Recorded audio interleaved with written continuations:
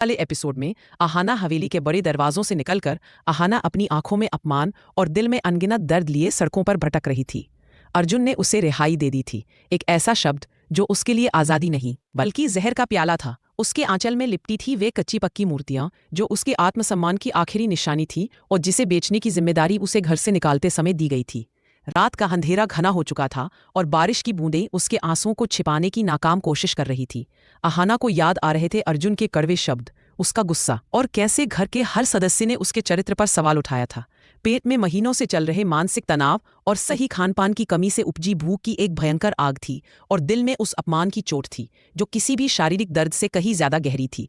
वह एक सुनसान बस स्टॉप पर आकर ठहर गई, मूर्तियों का बक्सा जमीन पर रखा और एक पुरानी टूटी हुई बेंच पर बैठ गई। उसका शरीर अब जवाब दे रहा था, उसकी आत्मा थक चुकी थी। उसकी आंखें बंद होने लगी, दुनिया उसके सामने तेजी से घूमने लगी जैसे कोई भयंकर बवंडर। अचानक एक गहरी कमजोरी महसूस हुई और वह मूर्तियों के बक्से के पास ही जमीन पर गिर पड़ी, निर्जीव, अकेली और बेसहारा। नियति ने अपना खेल शुरू कर दिया था। ठीक उसी समय अर्जुन अपने ऑफिस से वापस लौट रहा था। हालांकि उसने अहाना को घर से निकाला था, लेकिन उसके दिल में एक अजीब सी कसक थी। उसे बार बार अहाना की उदास आंखें याद आ रही थीं। वह अपनी माँ ठाकुराइन जी के दबाव में था, लेकिन कहीं न कहीं उसका स्वाभिमान भी उसे कचोट रहा था। उसे लगा कि उसने शायद कुछ ज्यादा ही कठोर शब्द कह दिए। अपनी कार की हेडलाइट्स में उसने दूर बस स्टॉप के पास कुछ लोगों की भीड़ देखी। आमतौर पर अर्जुन ऐसी चीजों को नजरअंदाज कर देता, लेकिन आज उसके अंदर एक बेचैनी थी। एक अदृश्य शक्ति उसे उस भीड़ की ओर खींच रही थी।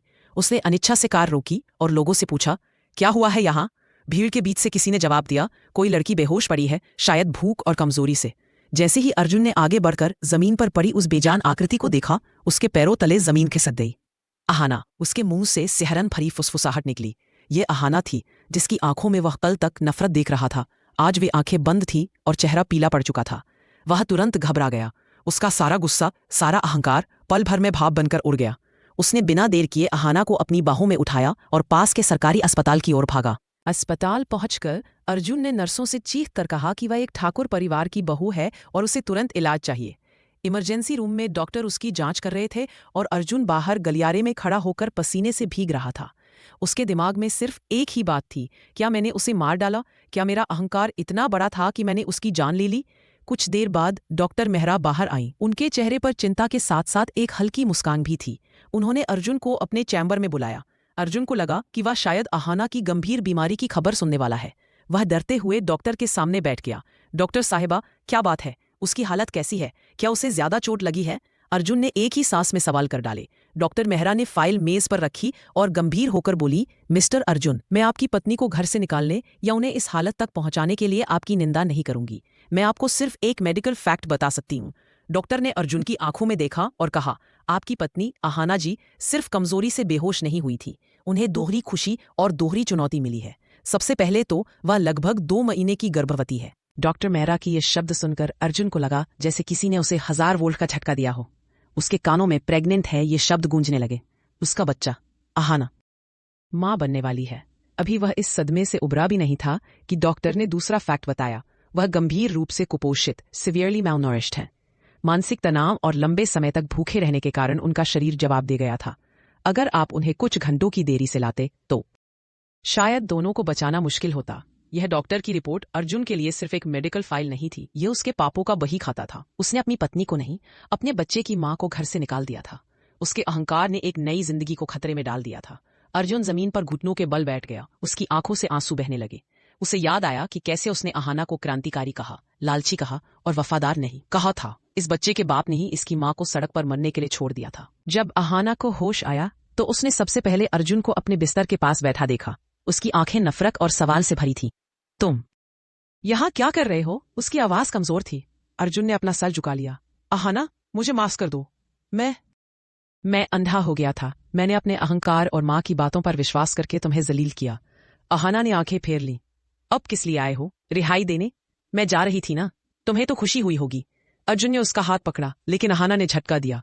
अर्जुन ने अपने सारे आंसू पोंछ डाले पर अपनी आवाज को दृढ़ किया। नहीं अहाना, मैं अब तुम्हें रिहाई नहीं दे सकता। डॉक्टर ने मुझे सच बताया है। अर्जुन ने धीरे से उसका पेट छुआ और फुसफुसाया, तुम मेरी मां बनने वाली हो। हमारे बच्चे की मां। अहाना के पैरों तले जमीन खिसक गई। खुशी और दर्द का एक अजीब मिश्रण उसके चेहरे पर उभर आया। उसने अपनी प्रेगनेंसी का राज छुपाया था। ताकि इस बच्चे को ठाकुर हवेली के कठोर माहौल से दूर रख सके। ये बच्चा बिना बाप का कहलाएगा। अर्जुन, तुमने मुझे निकाल दिया था, मुझे तुम्हारी या तुम्हारे घर की जरूरत नहीं है। अर्जुन ने पहली बार अपनी पत्नी के सामने अपना सारा अहंकार त्याग दिया। वह सचमुच उसके सामने घुटनों पर बैठ गया। अहाना, मैं तुम्हें वापस लाने नहीं, बल्कि अपनी गलती सुधारने आया हूं। मैं जानता हूं तुम्हें मुझ पर भरोसा नहीं है, लेकिन मैं वादा करता हूं अब से ये बच्चा, तुम और तुम्हारा आत्मसम्मान मेरी सबसे बड़ी प्राथमिकता होगी। मैं तुम्हें एक पत्नी का नहीं, एक बेटी का सम्मान दूंगा। तुम मेरे घर की मालकिन हो और मैं तुम्हारे बिना और इस बच्चे के बिना नहीं जी सकता। अर्जुन की आंखों में सच्चा पछतावा था। अहाना ने उसकी ओर देखा। उसे लगा कि नियति ने एक बड़ा खेल खेला है। उसने अर्जुन के माथे पर हाथ रखा। वो जानती थी कि उसे सिर्फ अर्जुन का प्यार नहीं चाहिए, बल्कि उसके परिवार के खिलाफ अपने बच्चे की सुरक्षा भी चाहिए। मैं वापस चलूंगी अर्जुन, लेकिन मेरी शर्तों पर। अर्जुन ने राहत की सांस ली और उसे गले लगा लिया। वे दोनों उस रात हवेली की ओर वापस चल पड़े, एक बड़े तूफान से पहले की शांति को भंग करने के लिए। ठाकुर हवेली में अब एक नया युद्ध शुरू होने वाला था, जिसकी सेनापति अहाना और उसका अजन्मा बच्चा था। कल रात के एपिसोड में हमने देखा था कि अहाना सुबह से ही असमंजस में थी। घर में हर नजर जैसे उससे कुछ पूछ रही थी, पर उसके भीतर खुद ही सवालों का तूफान था। वह धीरे धीरे अपना सामान समेट रही थी। 2 बैग जिनमें उसकी बनाई हुई मूर्तियां सलीके से रखी थी। सब समझ रहे थे कि वह मायके जाने की तैयारी कर रही है, लेकिन उसके मन में कहीं गहरा डर था। क्या यह जाना कुछ दिनों का होगा या हमेशा के लिए? बोर दीदी ने चिंतित होकर पूछा, अहाना, आज ही जा रही है? अर्जुन को बताया? वह हल्की मुस्कान के साथ बस इतना ही बोली, अभी बताऊंगी दीदी। घर के लोग अपने अपने तरीके से सलाह देते रहे। कोई टेम्पो भेजने को कह रहा था, कोई मूर्तियों के वजन की चिंता जता रहा था, लेकिन अहाना अब किसी पर निर्भर नहीं रहना चाहती थी। उसने विनम्रता से कहा, 2 बैग में हो जाएगा, मैं खुद ले जाऊंगी। उधर रसोई में बातचीत की आवाजें थीं, मगर माहौल में एक अनकही बेचैनी फैली थी। कुछ लोग सोचते थे कि अहाना की वजह से घर की दिक्कतें बढ़ जाती हैं, पर कुछ की चिंता सच्ची थी। मिल्ली, जो अक्सर चुप रहती थी, आज पहली बार खुलकर बोली। उसने सबके सामने कहा कि घर और रिश्तों में सम्मान सबसे अहम है और अहाना ने हमेशा सबका भला ही चाहा है। अहाना शांत खड़ी सब सुनती रही। उसे महसूस हुआ कि आज लोग अपनी बात खुद कह पा रहे हैं, जो पहले अक्सर वही उनके लिए करती थी। अंत में अम्मा ने सबको समझाया कि इस घर की हर बहू और बेटी का सम्मान बराबर है। फिर भी जब अहाना जाने लगी, माँ ने कहा कि अकेले जाना ठीक नहीं, पर इस बार अहाना का स्वर दृढ़ था। माँ, कुछ रास्ते इंसान को खुद तय करने पड़ते हैं। कुछ कदम चलकर वह रुकी, फिर शांत लेकिन साफ आवाज में बोली, माँ, मैं यही रहूंगी। मैंने वहां से लौट आने का फैसला कर लिया है। उस पल जैसे उसके भीतर की एक लंबी जद्दोजहद खत्म हो गई। अहाना ने सिर्फ घर नहीं, खुद को भी वापस पा लिया। आज के एपिसोड में बस इतना ही। कमेंट में बताइए ये स्टोरी कैसा लगा।